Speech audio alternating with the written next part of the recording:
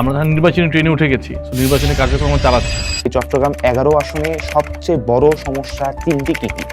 একদম বড় সমস্যা আমি দেখি চিকিৎসা সেবা।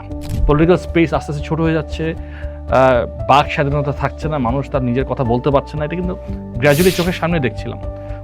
আমার তখন মনে হচ্ছে না লেখাটা ইজ একটা টুল যেটা আমি ব্যবহার করতে পারি। লেখাটার টাইটেলটাই ছিল হচ্ছে an open letter to A বারিং autocrat, উঠতি স্বৈরাচারের উদ্দেশ্যে লেখা একটা খোলা চিঠি। বারবার কেন আপনার বিএনপিকে ভারতপন্থী দল সেই হিসেবে একটি কোট করা যাচ্ছে, এটা কেন? এটা আপনার কি মনে হয়? This is negative politics. So BNP এটা নিয়ে খুব বেশি ভাবে না। BNP is very very farm and confident আমাদের ফরেন পলিসি, অথবা আমাদের ফরেন পলিসি আউটলুকটা কি। আমাদের foreign policy Outlook is very simple. সবার আগে বাংলাদেশ। যুদ্ধে কিন্তু পলিটিক্স এখন ইন্টারেস্টটা ফেরত আসে অনেকটাই, যদিও মানে যতদূর হওয়া উচিত ততদূর না, বেশ কয়েকটা ফেরত আসছে। সো এই পলিটিক্যাল ইন্টারাকশনটা হয়। I think youth is more politically more aware. আমার মনে হয় এই দিক দিয়ে আমি মনে করি ফিউচার ইজ গুড। নিজেকে 10 থেকে 15 বছর পর কোথায় দেখছেন?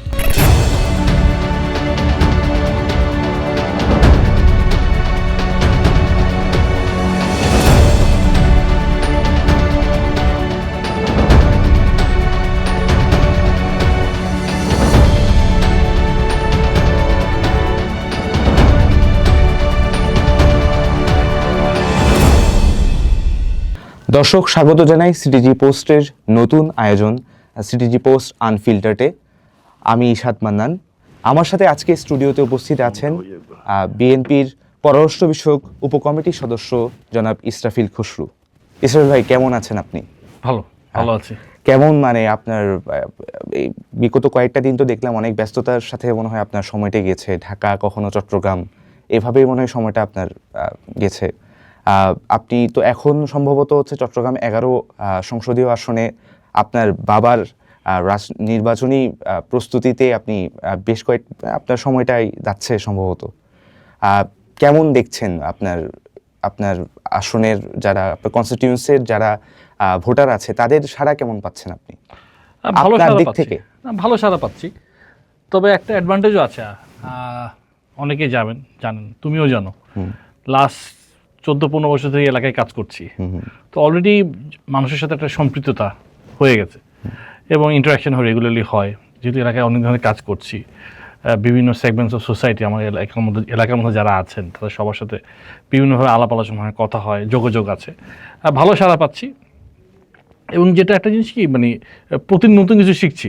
যখন একটা এলাকা ভিত্তিক আমরা কাজ করি, এলাকার বিভিন্ন পর্যায়ের মানুষের সাথে কথা হয়, বিভিন্ন শ্রেণী পেশার মানুষের সাথে কথা হয়, তাদের পার্সপেক্টিভগুলো শোনার আমার একটা অপরচুনিটি হয়। সো বিভিন্ন পার্সপেক্টিভ শুনে সুবিধা হয় কি, অনেক কিছু শেখার একটা জায়গা থাকে, you learn a lot. So এই প্রসেসটা ইজ অনগোয়িং, প্রক্রিয়াটা অনগোয়িং। আর আমরা নির্বাচনী ট্রেনে উঠে গেছি, সো নির্বাচনী কার্যক্রম চালাচ্ছি, যদিও এখন আমরা প্রচারণা করতে পারছি না। হয়তো বা 21 তারিখের পর থেকে আমরা প্রচারণা শুরু করতে পারবো।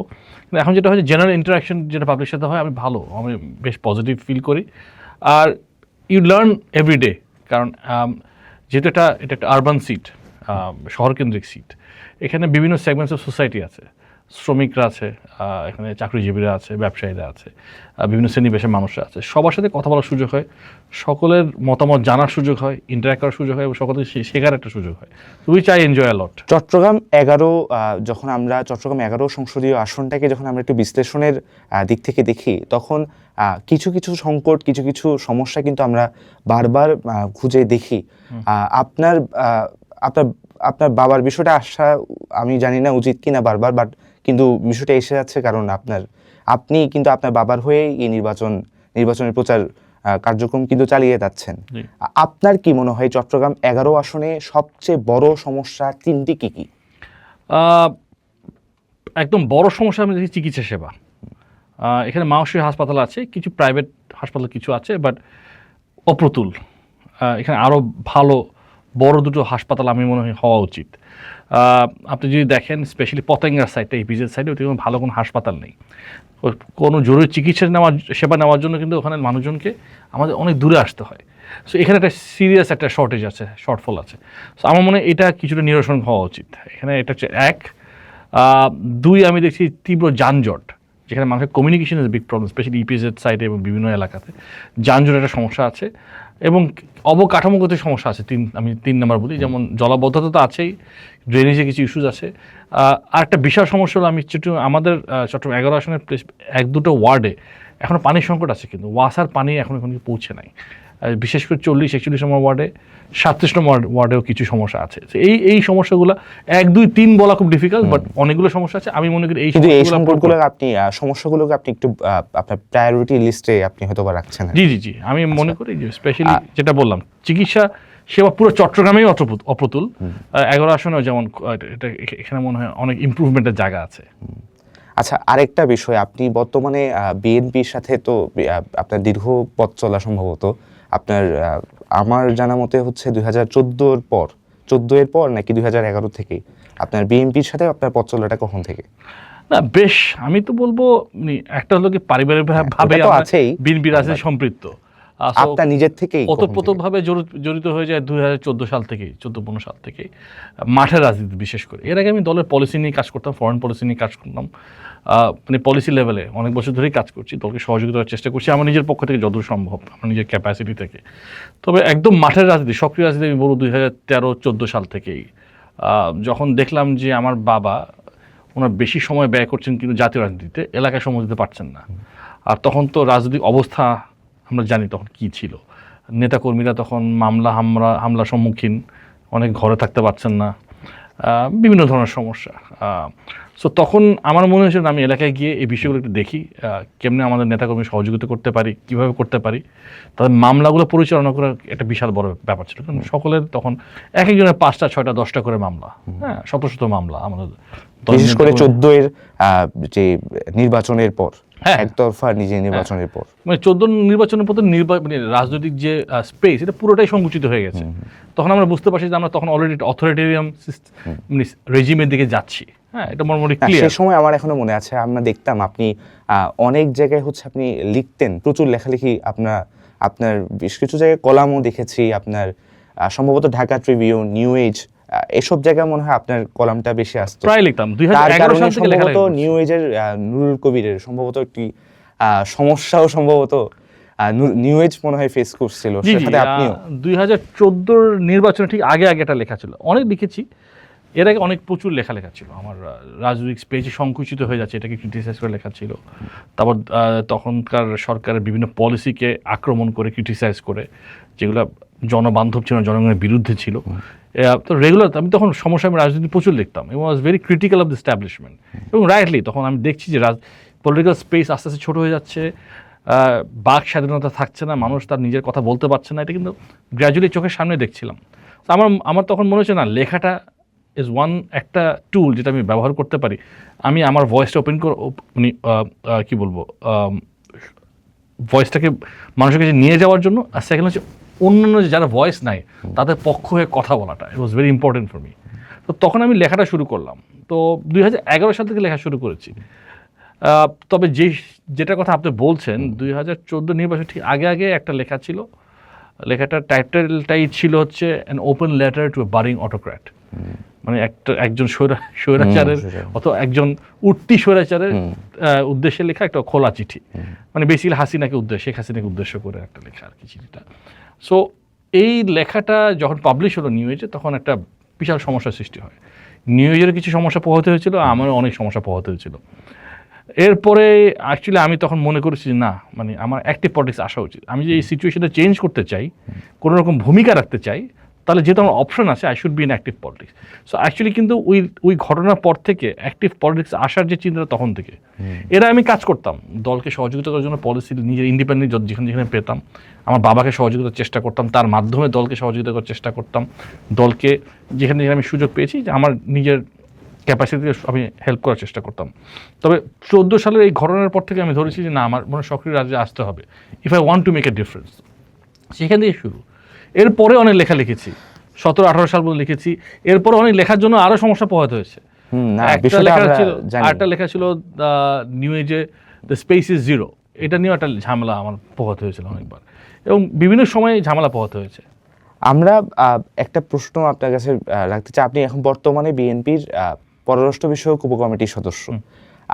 এই স্পেসিফিক এই যে পদটার আসলে কাজ কি, এবং আপনারা আসলে পররাষ্ট্র বিষয়ক বিএনপি যে পলিসিগুলো সেগুলোতে আপনারা কেমন ভূমিকা রাখছেন, আপনি কেমন ভূমিকা রাখছেন, অথবা এই রোলটার আসলে কাজ কি, আপনার বিএনপির এই পররাষ্ট্র বিষয়ক কমিটিটা আসলে কিভাবে মানে কাজ করে? না, এই রোলটা বেশ কয়েকটা অ্যাভিনিউ আছে। একটা হলো ডিপ্লোম্যাটিক মিশনস যেগুলো আমার ঢাকায় আছে অথবা বাইরে যেসব ফরেন অর্গানাইজেশন, তার সাথে কমিউনিকেশন মেনটেন করা, দলের কথাটা তুলে ধরা, মেসেজিংগুলো করা, এটা হচ্ছে এক। দুই হচ্ছে পলিসি নিয়ে কাজ করা, যেটা আমি স্পেসিফিকলি করি, ফরেন পলিসি নিয়ে কাজ করি দলের, এবং এটা আমাদের একটা টিমও আছে, আমরা যা কাজ করি। আপনি জানেন আমি আবার দলের যে রিসার্চ উইং বিএনআরস, এটার সাথে সম্পৃক্ত। সো এখানে আমি একটা সুযোগ পাই পলিসিগুলো নিয়ে কাজ করা। তো কোনো ফরেন পলিসিও আছে। আমি সম্ভবত জানি বিএনআরসি সম্ভবত আপনাদের কয়েকজনের হাত ধরেই কিন্তু শুরুটা হয়েছিল। প্রথম দিকে খুব ছোট পরিসরে শুরু হয়েছিল, এখন বিএনআরসি আস্তে আস্তে বড় হচ্ছে। আর তখন তো পলিটিক্যাল স্পেস ছিল না, আমরা মানে কাজ করাটাই খুব ডিফিকাল্ট ছিল, আমাদের তখন মানুষ পাওয়াটা খুব ডিফিকাল্ট ছিল। তখন বেসিক্যালি অনেকে ভলেন্টারি বেসিসে এসে কাজ করতো, তাদের থেকে আমরা যা পেতাম সেটাই আমরা নিজেরা কিছু কাজ করতাম। এটা আমি আজকে থেকে 10-12 বছর আগের কথা বলছি। তখন মানে আমরা নিজের ক্যাপাসিটি কাজ করার চেষ্টা করতাম, খুব ডিফিকাল্ট সিচুয়েশন তখন। আমাদের অফিসগুলো রেড হয়েছে বেশ কয়েকবার, তারপর অফিস চেঞ্জও করতে হয়েছে। সো তখন ওয়াজ এ ডিফিকাল্ট সিচুয়েশন। আর আপনার প্রশ্নে আসি, মানে বেসিক্যালি আমাদের এখানে মূল কাজ হলো বেশি দলের ফরেন পলিসি নিয়ে কাজ করা এবং দলের মেসেজিংগুলো করা উইথ ফরেন মিশনস, ডিপ্লোম্যাটিক মিশনসগুলোর সাথে, এনজিওস, ইন্টারন্যাশনাল অর্গানাইজেশনস, এদের সাথে। সো এটা হচ্ছে কি মূল কাজ, এবং যে যা ক্যাপাসিটি কাজ করে, এবং দল যদি কোনো রকম অ্যাসাইনমেন্ট আমাদেরকে দেয় তখন আমরা সেটা ফলো আপ করি, কাজ করি। এটা হচ্ছে অ্যাকচুয়ালি কাজ, মানে দ্য মেইন ডিসক্রিপশন। আচ্ছা, যেহেতু আপনি পররাষ্ট্র বিষয়ক ফরেন পলিসিগুলো নিয়ে আপনি কাজ করেন, সেই হিসেবে আমি আপনার কাছে এই প্রশ্নটা রাখি। ফেসবুকে বলেন অথবা ইন্টারনেটে বলেন, আপনার বেশ কিছু জায়গায় কিন্তু এই কথাটি বারবার আসে যে বিএনপি এখন ভারতমুখী হচ্ছে, ভারতপন্থী হয়ে যাচ্ছে, অথচ বিএনপির কিন্তু ভারত বিরোধী রাজনীতির অথবা ভারতীয় আধিপত্যবাদ বিরোধী রাজনীতির একটা দীর্ঘ ইতিহাস কিন্তু শহীদ প্রেসিডেন্ট জিয়াউর রহমান থেকে শুরু করে বেগম খালেদা জিয়া, এবার আমরা বলতে পারি তারেক রহমান, এখনো পর্যন্ত কিন্তু আমরা এটা দেখি। কিন্তু বারবার কেন আপনার বিএনপিকে ভারতপন্থী দল সেই হিসেবে একটি কি বলবো, এটা কোট করা যাচ্ছে, এটা কেন, এটা আপনার কি মনে হয়? দেখেন, ট্যাগিং অথবা ফলস ন্যারেটিভ ক্রিয়েট করা একটা প্রবণতা আমরা সোশ্যাল মিডিয়াতে দেখি। হ্যাঁ, this is negative politics. So BNP এটা নিয়ে খুব বেশি ভাবে না।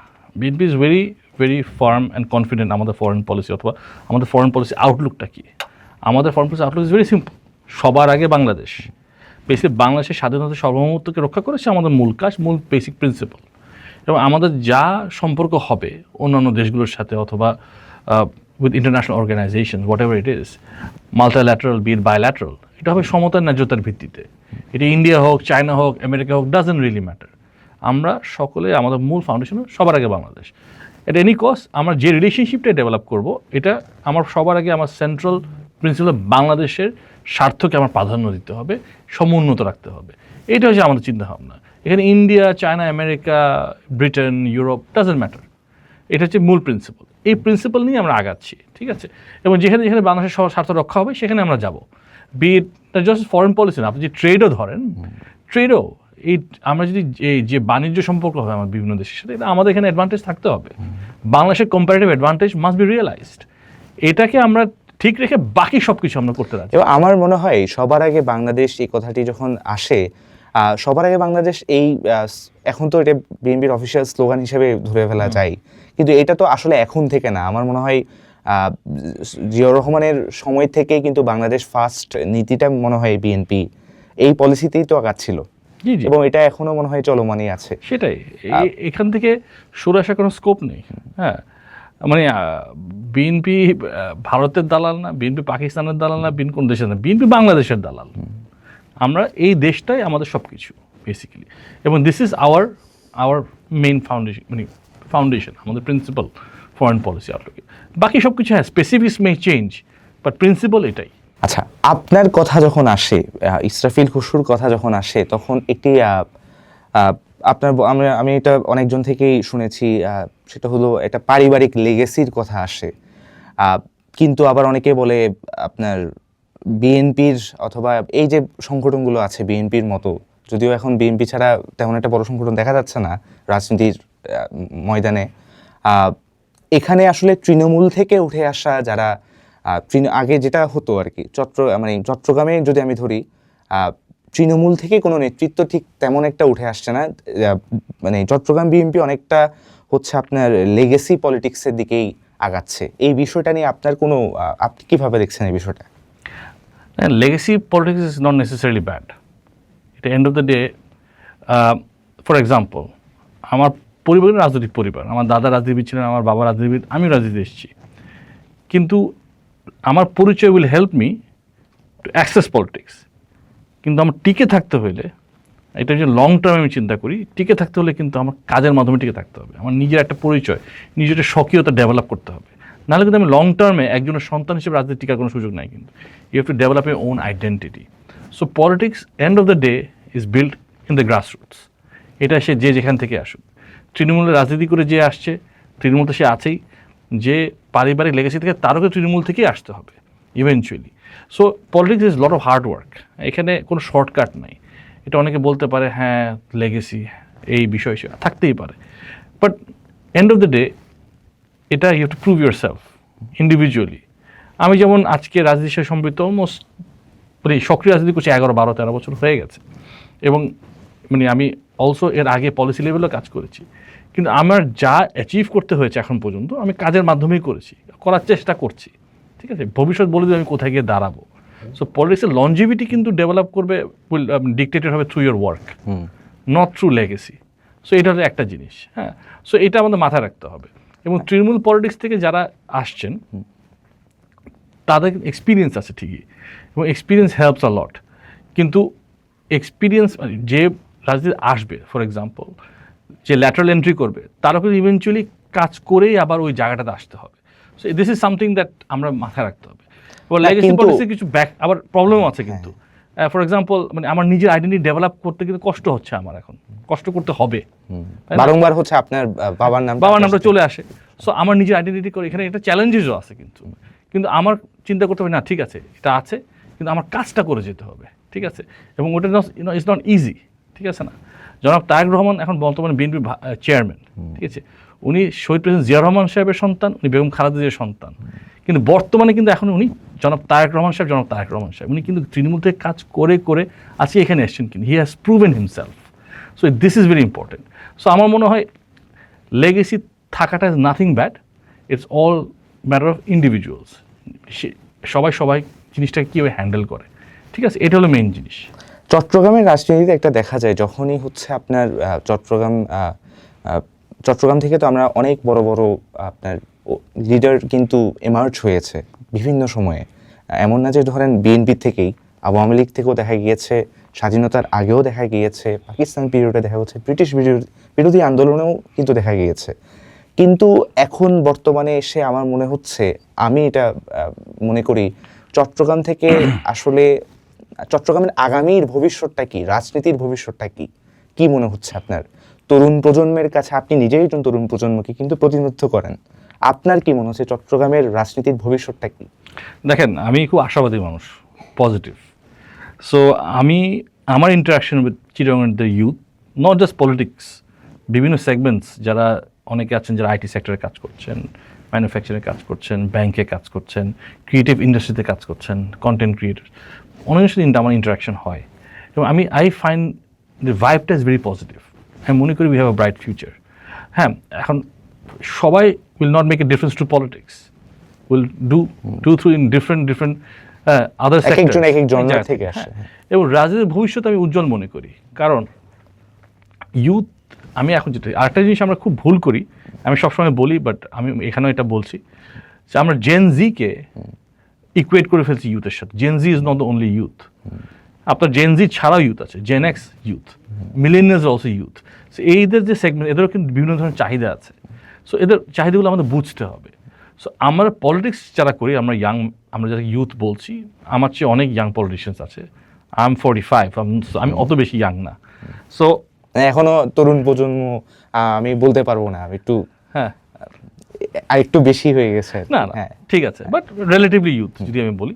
সো আমার interaction with different sections of youth, আমি দেখি যে মানে ইটস পজিটিভ। এবং আমাদের as a politician, young politician, আমারও কাজে কিন্তু হচ্ছে রেগুলার তাদের সাথে ইন্টারাক্ট করা, তাদের চাহিদাটা বোঝা। ঠিক আছে, আমি যদি তাদের যদি চাহিদাটা না বুঝি, ফিউচার আমি তাদের জন্য কী করবো। সো আমি এটা চেষ্টা করি as a politician to engage with youth and to find what are the demands, what are the needs. হ্যাঁ, এবং ওদের এই চট্টগ্রাম থেকে তার চাহিদাটা কী, চট্টগ্রাম কী কী জিনিসগুলো ল্যাকিংস আছে। হ্যাঁ, স্পেশালি ইউথদের ক্ষেত্রে job creation is a big problem. হ্যাঁ, কর্মসংস্থান একটা বিশাল বড় সমস্যা আছে, এটা একটা। তো এই ক্ষেত্রে আমরা কী করতে পারি? সো এই যে ইন্টারাকশনটা ইজ ভেরি ইম্পর্টেন্ট। আর পোস্ট 5th অগস্ট আমি মনে করছি, আমি দেখছি ইউথদের কিন্তু পলিটিক্স এখন ইন্টারেস্টটা ফেরত আসছে অনেকটাই, যদিও মানে যতদূর হওয়া উচিত ততদূর না, বেশ কয়েকটা ফেরত আসছে। সো এই পলিটিক্যাল ইন্টারাকশনটা হয়। I think youth is more politically more aware. আমার মনে হয় এই দিক দিয়ে আমি মনে করি ফিউচার ইজ গুড। চট্টগ্রামের বেশ কিছু সংকট আছে, সংকট আমরা সবসময় চট্টগ্রামে দেখি সংকটের কিন্তু অভাব নেই। আপনি যেমন আমি যে সংকটগুলোকে সবসময় দেখি সেটা হচ্ছে সাংস্কৃতিক সংকট চট্টগ্রামের, আপনার এডুকেশন, শিক্ষা বিষয়ক, ইকোনমি। আপনি কোন বিষয়টা খুবই গুরুত্বের সাথে আপনি চট্টগ্রামে কাজ করছেন এবং কাজ আরও আগাতে চান চট্টগ্রামের যে 3টা সেক্টরের, কালচার, এডুকেশন এবং ইকোনমি, কোনটা নিয়ে আগাতে চান? একটা স্পোর্টস। হ্যাঁ, স্পোর্টস, এটা আমি। সো আমি কালচারাল যে অ্যাসপেক্ট আছে এটা নিয়ে অনেকজনের সাথে ইন্টারাক্ট করি, আপনি জানেন, এবং সমস্যাগুলো বোঝার চেষ্টা করি। গত 15 বছরের প্রবলেমটা হয়েছে কি, সংস্কৃতি, সাংস্কৃতিক অঙ্গন, ক্রীড়াঙ্গন, এগুলোকে পলিটিসাইজ করা হয়েছে, রাজনীতিকরণ করা হয়েছে। এইগুলোকে আপনি রাজনীতিকরণ করতে পারবেন না। সংস্কৃতি থাকবে রাজনীতির ঊর্ধ্বে, ক্রীড়াঙ্গন থাকবে রাজনীতির ঊর্ধ্বে। সো ইভেনচুয়ালি এই যে সেকশনস অফ এই অ্যাসপেক্টগুলোকে আমাদের রাজনীতির ঊর্ধ্বে নিতে হবে, ফ্রি অফ পলিটিক্স। এটা হচ্ছে এক। সো এটা নিয়ে আমার একটা স্বপ্ন আছে যে স্পোর্টস মাস্ট বি ফেয়ার। এখানে সকলের সুযোগ থাকতে হবে, কোনো বৈষম্য থাকতে পারবে। যারা যারা মেধা থাকবে, হার্ড ওয়ার্ক থাকবে, they should make it in sports. এখানে কোনো পলিটিসাইজ করা যাবে না। Space same in culture. হ্যাঁ, এখানে এটা has to be beyond politics, above politics. এখানে যাদের মেধা থাকবে, যাদের ক্রিয়েটিভিটি থাকবে, তারা সুযোগ পাবে। রাজনৈতিক পরিচয় should not matter in in in sporting arena or culture. ঠিক আছে, সো এগুলো আমরা মাথায় রাখতে হবে। তো ফিউচারে আমার চিন্তা আছে যদি সুযোগটা পাই কোনো একটা কাজ করার, তাহলে এই চিটংয়ের কালচারাল যে এরিনাটা আছে এবং স্পোর্টস যে এরিনাটা আছে এটা নিয়ে কাজ করার ইচ্ছা আছে, এবং এটা আরও কীভাবে ডেভেলপ করা যায়। এবং BNP is talking about creative industry, আমরা রেগুলার বলছি, কিন্তু এটাকে আমাদের প্রমোট করতে হবে। ক্রিয়েটিভ ইন্ডাস্ট্রি হচ্ছে আমাদের influencers, content creators, painters, singers, entertainers, যারা কালচারাল লাইনে কাজ করে। আমাদের we have very rich culture, এটাকে তাদের মনিটাইজ করতে হবে, তাদের ভ্যালুয়েশন থাকতে হবে। People should be able take this as a profession, তাই না? কাজে এটা স্পোর্টস অ্যাজ ওয়েল। মানুষ তো, ছেলেমেয়েরা স্পোর্টস খেলবে তখনই যখন জানে তারা স্পোর্টসকে পেশা হিসেবে নিতে পারবে, তখন sports will give dividend, will give value. এই বিষয়টার জন্যই সম্ভবত হচ্ছে আপনি মনে হয় আপনার খেলার মাঠ তৈরি করার বিষয়ে বারবার বলছিলেন বিভিন্ন জায়গায়। আপনার আরেকটা বিষয়, আমি কালচার বিষয়ে আসি, সংস্কৃতির বিষয়ে আসি। চট্টগ্রামে কিন্তু আসলে কোনো ধরনের আপনার প্রতিষ্ঠানের কিন্তু একটা অভাব দেখা যায়, ইনস্টিটিউশন। এখানে কোনো ভালো, আমি যে চট্টগ্রাম নিয়ে কাজ করি, চট্টগ্রামে কোনো ভালো কালচারাল কোনো ইনস্টিটিউশন আসলে গ্রো করতে পারেনি, এবং সব কিছুই তো আসলে এই যে কালচারাল ফ্যাসিস্ট দ্বারাই কিন্তু একটা নিয়ন্ত্রিত, এবং যেগুলো ছিল ওগুলো কালচারাল পলিটিক্যাল ইনফ্লুয়েন্সের বাইরে ছিল না গত 15 বছর। That's a big problem. শিল্পকলা একাডেমি বলেন, বিভিন্ন এলাকা, বিভিন্ন কালচারাল উইংসগুলো বলেন, অথবা ইনস্টিটিউশনস, অর্গানাইজেশন বলেন, সবগুলোকে পলিটিসাইজ করা হয়েছে, হেভিলি পলিটিসাইজ করা হয়েছে। সো ওগুলোকে রাজনীতির প্রভাবমুক্ত করতে হবে আপনার ইভেনচুয়ালি, এবং তাদেরকে you to let them flourish তাদের মতো করে। স্পোর্টস এরিনাকে আপনি লেট ফ্লারিশ বাই ইটসেলফ।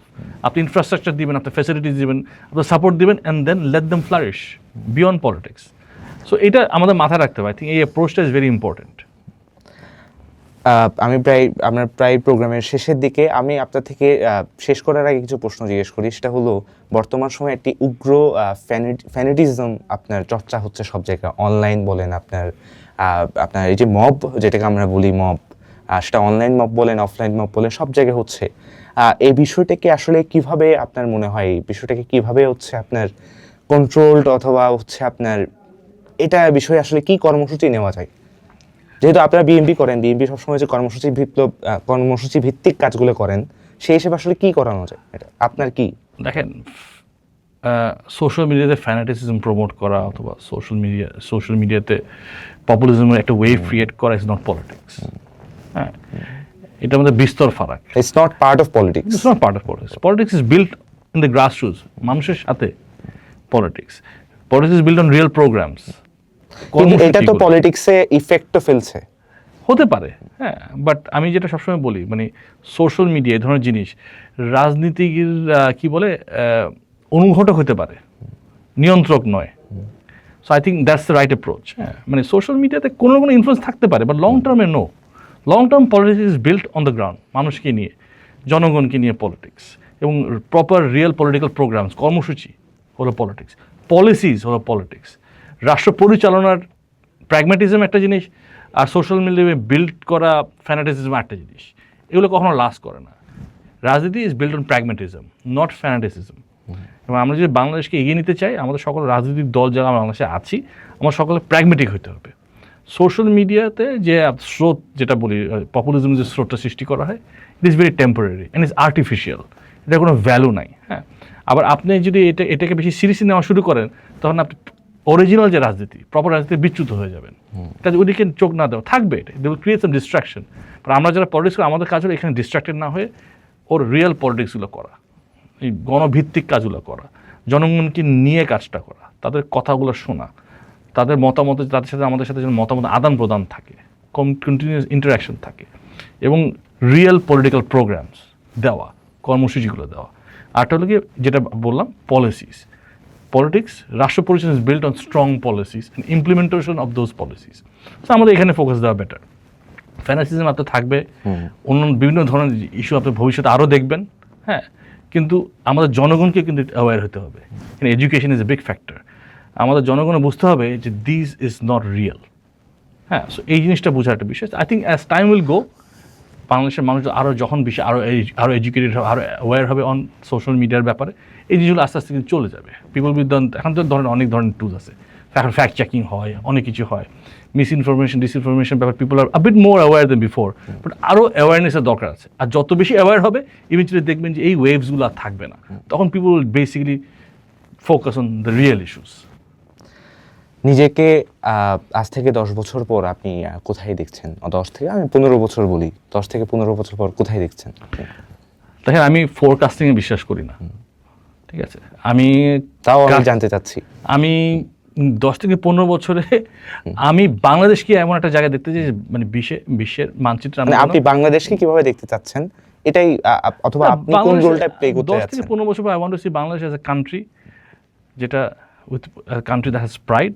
আমরা শির দ্বারা উঁচু করে দুনিয়ার সকলের সাথে আমরা ইন্টারাক্ট করব, আমরা কথা বলবো, এবং আমাদের বাংলাদেশের অর্থনীতি যে মুক্তির যে সংগ্রাম, সেটা এমন একটা জায়গায় যাবে যে Bangladesh will be counted as a economy that matters.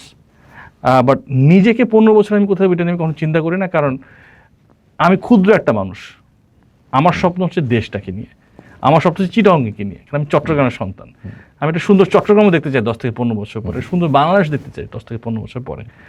আমি as a individual is very insignificant, it really doesn't matter আমি 10 থেকে 15 বছর আমি কোথায় আছি, as long as I am alive and I am healthy, ইনশাআল্লাহ। So this is what I think. হ্যাঁ, এবং আমরা যারা এই দেশে বাস করি, এই দেশ আমাদেরকে সব কিছু দিয়েছে। আমাকে সব কিছু দিয়েছে। I have led a very good life in this country. ভালো স্কুলে লেখাপড়া করেছি, ভালো জীবনযাপন করেছি, সব কিছু বাংলাদেশ আমাকে দিয়েছে। সো আমি যেটা মনে করি, আমার এখন সর্বোচ্চ দেওয়ার সময় বাংলাদেশকে, এবং আমি যদি সর্বোচ্চ দিতে পারি, এবং ক্ষুদ্র একজন মানুষ যার একটা ভূমিকা আছে বাংলাদেশকে কিছু দেওয়ার, এবং বাংলাদেশের যদি সেটা থেকে বেনিফিটেড হয়, আগামী 10-15 বছর একটা ভালো জায়গায় যায়, I will be very proud and happy. আপনাকে অসংখ্য ধন্যবাদ আপনার গুরুত্বপূর্ণ সময় থেকে কিছুটা সময় আমাদেরকে দেওয়ার জন্য। দর্শক, আজকের মতোই আমাদের প্রথম পর্বটি শেষ হলো। সিটিজি পোস্ট আনফিল্টার্ডের সাথে সবসময় থাকবেন, এটাই আশা করি। সবাইকে ধন্যবাদ। সিটিজি পোস্টকে ধন্যবাদ আমাকে আজকে আমন্ত্রণ করার জন্য এবং কিছু বলার সুযোগ দেওয়ার জন্য। ধন্যবাদ, থ্যাংকস।